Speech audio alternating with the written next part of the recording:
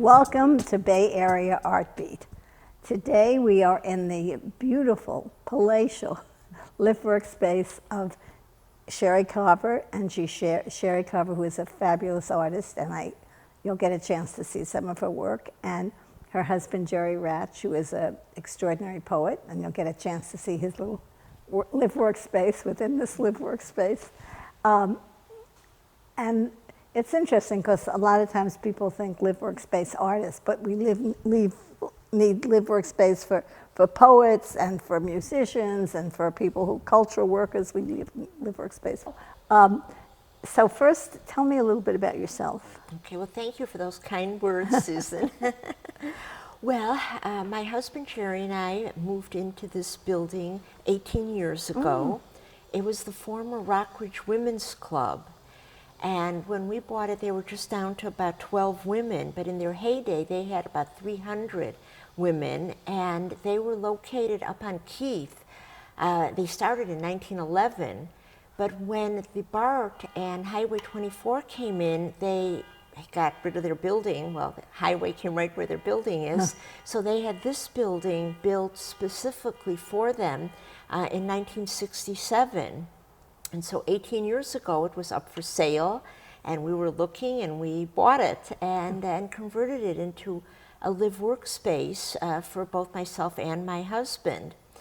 So this is where we do everything, and the messy part of the studio is mine, and the clean part is Jerry's, because he's much neater. Yeah, and you have a unit upstairs where you live. And upstairs, we live upstairs, and we converted the caretaker's unit to our own apartment.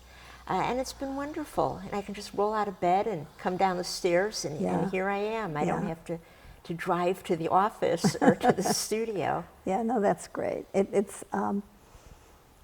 Well, I mean, I've heard friends refer to it as the Taj Mahal. Yes, I have a dear friend who calls it the Taj Mahal of art studios. Yeah, no, it's beautiful. And you've done a lot of work yourself fixing it up. What have you done in here? Yes, the wall behind me here was not there, and they had a stage, and the Women's Club put on little plays, and they had events. But I didn't need a stage since I don't do performance. Maybe my husband Jerry would like that since he's a poet. He maybe wanted a stage, but he said, no, we needed a drying room. So I needed a room that I could keep clean, where I could dry the oil paintings and where I could put the resin-coated work. Because once I do a resin coating on the pieces, dust falls in. So we needed to have a clean space to be able to put the work in there.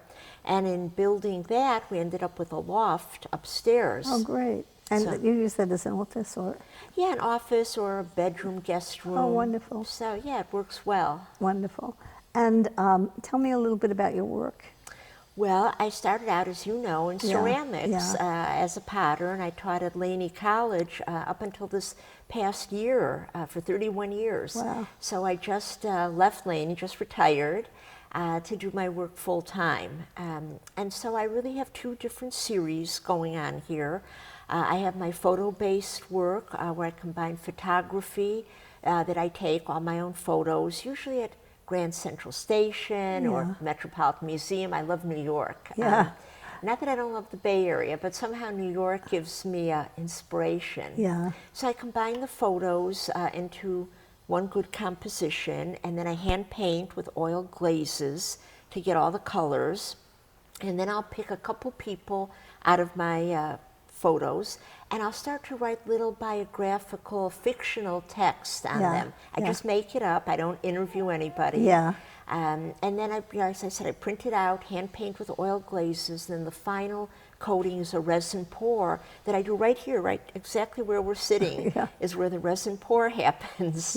And Jerry helps me, and we have to wear the big face mask and goggles and gloves. We look like a hazmat team doing it.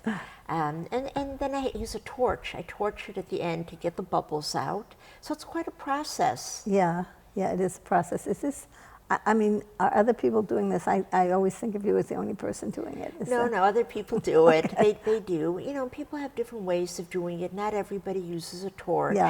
you know, I find that gives a good surface. But the stories on the pieces, that seems originally yours. I mean, I haven't seen anybody else do that. Oh, good. Not yet. I'm glad to hear that. No, I love it because, I mean, you're really a wonderful writer. Do you know that? you. Has No. anybody ever told you that? Because you. when you read the stories, I mean, they're totally intriguing and go along with, I mean, you know, you could probably put them all together and have a novel or something. But it's wonderful with the images because when we look at people, I mean, this is something we do. We kind of make up our story about who they are and what they do. And I think you do it so beautifully. And it works as far as I'm concerned. Well, it works. Thank you. I mean, it's totally made up, but I'm a people watcher. Yeah. And I think it's from the days, you know, when I was maybe single and I would sit in a cafe Yeah, and yeah. look around and see somebody and think, oh, is that person single? Or Yeah. does that person have kids? Or, you know, where do they work? Yeah, yeah. And I try to say something, you know, when I make up these little fictional bios, I try to say something, maybe about their hopes, their dreams, their aspirations. No, I think they're beautifully written. I mean, the work is beautiful, but to have it all together to me is quite wonderful. Thank you. And people often think that my husband Jerry does the I writing know. because he's a writer. Yeah. But no, he doesn't. He does help me on the titles for the pieces. Oh, well, he's that's good great. with titles. He does work with you a little bit, doesn't he? I mean, you mentioned how he helps you with the resin pour and Well, stuff. he helps me with the resin pour. Yeah. He helps me when we're packaging up for a show. Yeah. So he helps me a lot, but he does not write the words. Excellent. But sometimes, you know, if I haven't done the words in a while, I'll say to him, I've lost my funny. Where did my funny go? Yeah, do you find it just... And then he helps me find my funny. Oh, good, great. Well, no, really, I like it a lot. So tell us more about the space. Do you have anything else you want to say about this? About the space? Yeah. Well, yeah. So, you know, when we bought it, as I mentioned, they were down to just a dozen women because nowadays women like us, we have to work. So women can't afford to just be in a club. Though when they had the Rockridge Women's Club, they were a charitable organization. They donated a lot of money to Habitat for Humanity and for women's shelters and for animal rights. And the nice thing was when we bought it, they got our money, of course. They did not divvy up the money among themselves. They donated it to women's causes and to other charitable things. So I felt really good about it. Oh, that's great. Well, again, I've said it before, but it is pretty incredible. And it was wonderful that, you know, you were able to put it together to do this. I just think it's fabulous. Thank you. We lucked out. It was luck. Well, a lot of it, I guess, is. But also you have to know where to go to get the luck. And you guys went to the right place. So we had been looking. We were on the lookout for a studio and a live workspace. Yeah, yeah. And then it appeared. Sherry, thank you so much. It's such a pleasure to be here. It really is. And what a great job you did tidying up. Thank you. And I love you, Susan. Goodbye. We'll be right back with our next guest.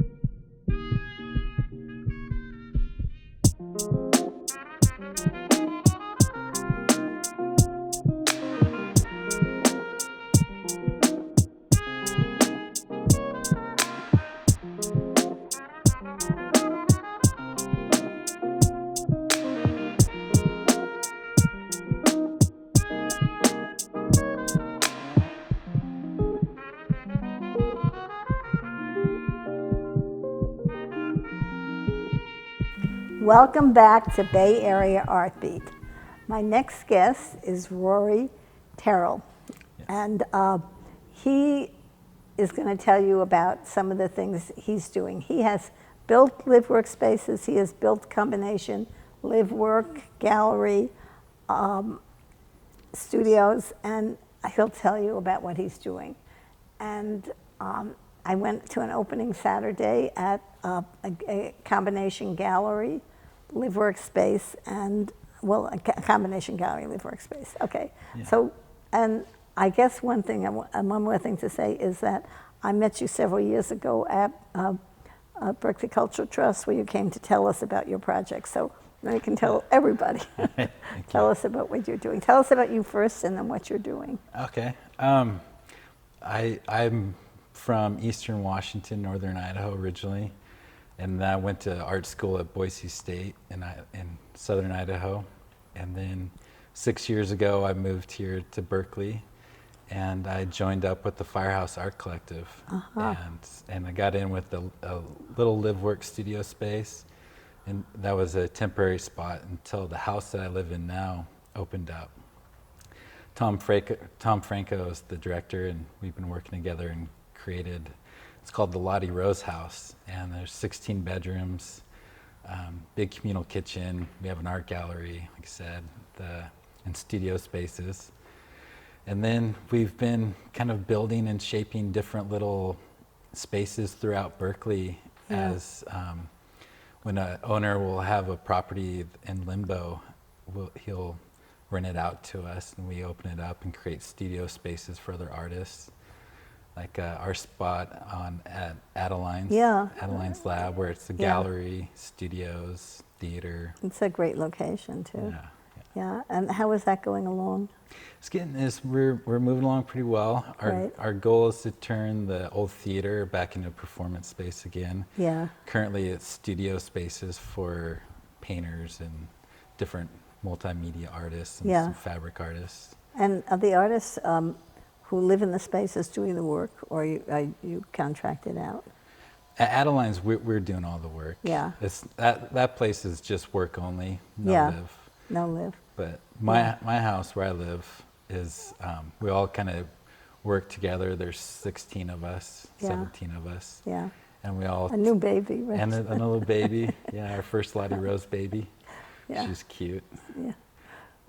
Yeah. So we all work together to create this synergy of, everyone has different strengths, and everyone kind of has different mediums that they work in. Yeah. And we all kind of work together to create this really dynamic family.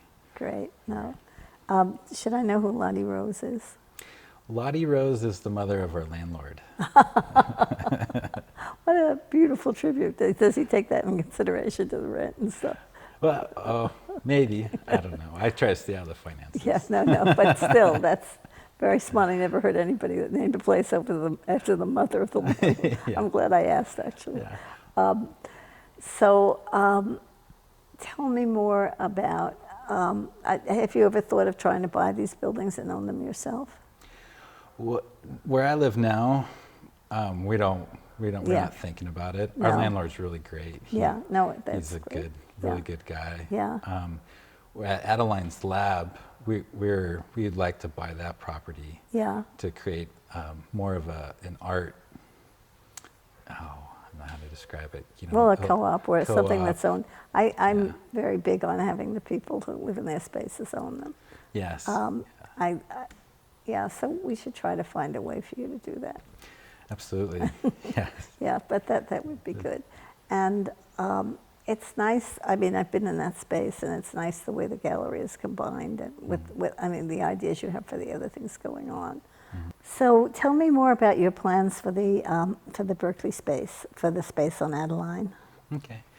So our big goal was going to take some time, is to redevelop our gallery to make it, right now, pretty much just one wall is really usable for art hanging. So our goal is to kind of create some more modularity and put better lighting, so it's more professional gallery. And then the theater is the old Nickelodeon theater, built in 1907. Oh. So that, of course, nothing in there is up to code. I bet. So it has a slanted floor. So we need to rip out the floor, dig down, build foundation. But we want to create a black box theater there. Oh, great. So we can have performance, dance, music, Yeah. open it up to other artists that are looking for space. Yeah. And then we also have a band room where musicians practice. So we want to recreate that to be more soundproof. Right now, there's the soundproofing in there isn't the best, so we want to create more professional quality so artists can record. Yeah. And then in the hangar, we call the hangar. Right now, it's a metal shop for sculpture, ceramic artists. We want to eventually create that into a sculptural beer garden, where we have beer, wine, coffee, have some food element, and just create that into where it's more of a 3D art gallery for the public to come in. Yeah. Are the people working with you, the people who are interested in that space, are they working with you on the planning and stuff? Or you going along making the plans and people come along? Right, we have a good, big, strong team. We have a nonprofit there. Great. So we have 9 board members that are helping. And then my team of 2 friends, Andy and Alex, we're kind of spearheading everything. And then all the artists that are there currently are supportive. It sounds great. Thank you, thank you, thank you, thank you. I'm going to keep checking as we go along and see how this is coming along. But I've heard about it the last couple of years. It sounds great. Yeah, great getting stuff. there. Thank you so much. And thank you for coming. I appreciate it. Thank you for having me. We'll be back with our next guest in a few minutes.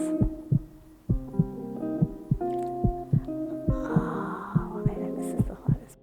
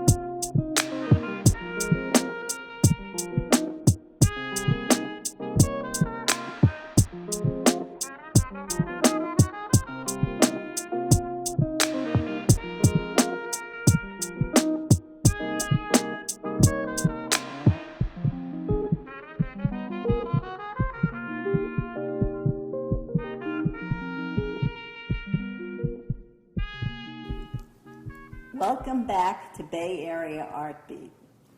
I'm so pleased to have as my guest now Donna Smithey, and she's going to tell us about what she has done and what she is doing, and hopefully what she will be doing. Welcome, welcome, welcome, Donna. Thank you very much for having me. Delightful to have you here. So tell us a little bit about yourself. I'm from Chicago originally, and spent most of my life working in affordable housing development, both low-income housing and cooperative housing. So I moved here about 8 years ago. Did you move here with the intention of working on housing, or have you? No, actually, I thought I would never do housing again. I was so burned out, and I know that too. But I moved here. My son's lived here for many years, and it was during the recession in 08 and 09, and there was really nothing anyone could do in housing. So I decided it was a good time to make a lifestyle change and move to California, and I love it. Great. Yeah. Great. So you came here not specifically to, you didn't come with the intention of working on housing. Were you gonna? You thought Actually, I never intended to work in housing again, ever. Yeah. However, I live at Fifth Avenue in Marina, and I had neighbors living in a place called Shade Tree. And we were good friends, and the owner of the property gave the residents an eviction notice, basically saying, you have 90 days to buy the building or I'm going to evict you. And so they contacted me, and I said, okay, I'll help, not really realizing what I was getting into. Yeah. And so we organized as the tenants, and there were 23 of us, and we raised $2.8 million to purchase the property in about 9 months. That is no easy feat. No, it was not easy, and we didn't even know until the last moment whether it would happen. Yeah. We couldn't, because it's an illegal property. It's a live workspace that never was permitted. So you can't really get a loan for a property that's illegal. What a pity. What a pity. And there are many, many of them in the Bay Area, Many. It's terrible. particularly in the Yep. live-work spaces of art. And so eventually we raised about 1.3 million from a private equity source after being denied by 22 banks. And that's a very expensive loan. And then we have 23 people who loaned us, as a group, another $1.8 million, of which I really appreciate your participation, Susan. Yeah, I think the share had to be 5,000, is that right? Had to go with We the loan. actually, initially we wanted 5,000 or more, but we ended up taking like smaller amounts. Yeah. Our largest amount was 400,000, and our smallest was 1,000. Great. And everyone receives like 5% on their money. Yeah.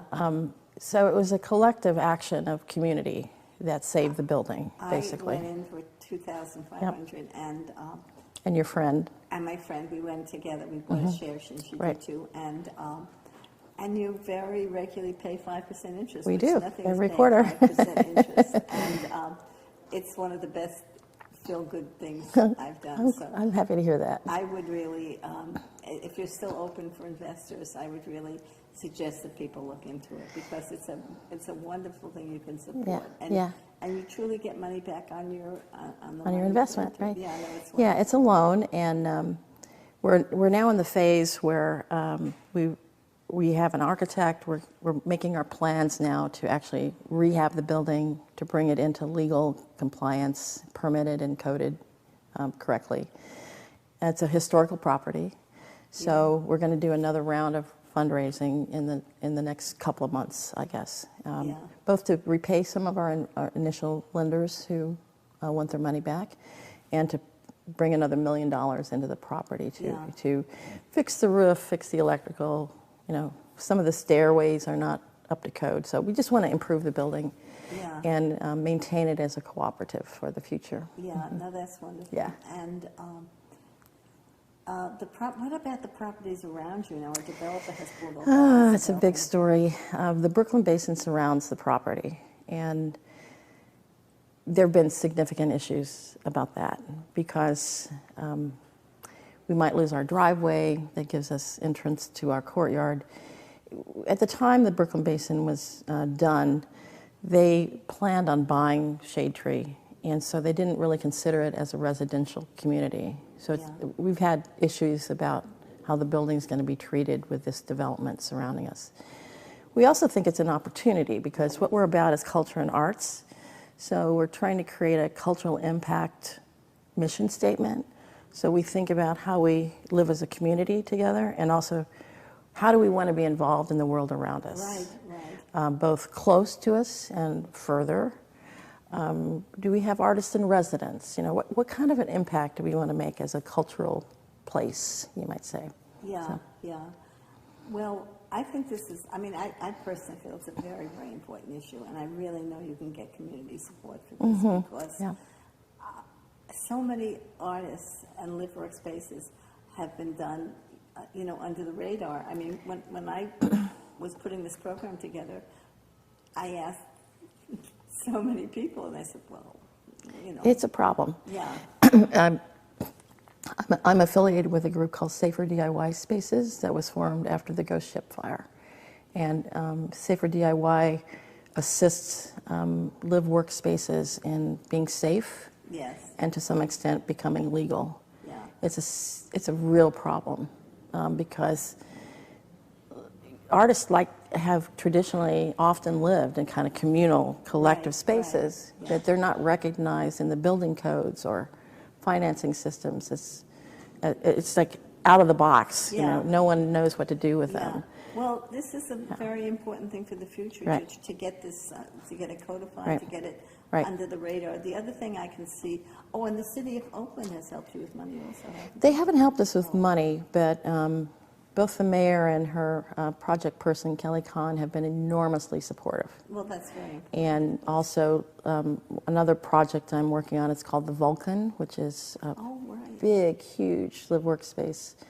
And yeah, Was I that think Peter this. Walkers's? Huh? Was that Peter Walker's? Well, no. I'm not sure. Oh, But it's a building where there's 57 units and probably 150 people. yeah. And the owner wants to sell it for a very high market rate and Yeah. displace all the people. Yeah. But the mayor and her staff have been incredibly supportive Yes. in moving us forward. That's So, wonderful. yeah. I must say that the same thing is happening in Berkeley. The Good. mayor was very supportive, but Yeah. people realize that properties that weren't worth very much at one time, and now they can Yeah, get a lot of money right, for it. right. And we gotta. Yeah, and there are also some, I think we're working with a few people. I'm working on some kind of tricky financing mechanisms that Yeah. might get us out of this trap where. Yeah. Let's use the word creative. Anyway, thank you so much. Yeah, I appreciate Great you interviewing. pleasure. Good Great to see you. pleasure. Thank you for all your support. And we'll, the next, or maybe this, but you'll send us the information that when you have an open house. Sure. And we can invite people in the public to see, which Yeah, I it's think great. I think it's a marvelous project. I'm so happy it's happening. Yeah. And I'm so happy you came to give Thank you. your support. Appreciate it and very knowledge much. to it. Thank you very Yeah. much. I mean, one of the things that does happen is that there is not somebody who has a knowledge of how to do this involved with these projects, and the fact that you're there is a great blessing. It's been a blessing to me, too. Great, thank you. Thank you again. Thank you. Bye. I'll see you at the All open right. house. All right. We'll be back next month with more amazing, wonderful things. Thank you for listening, and stay amazed. Stay amazed. So, Donna, I'm going to keep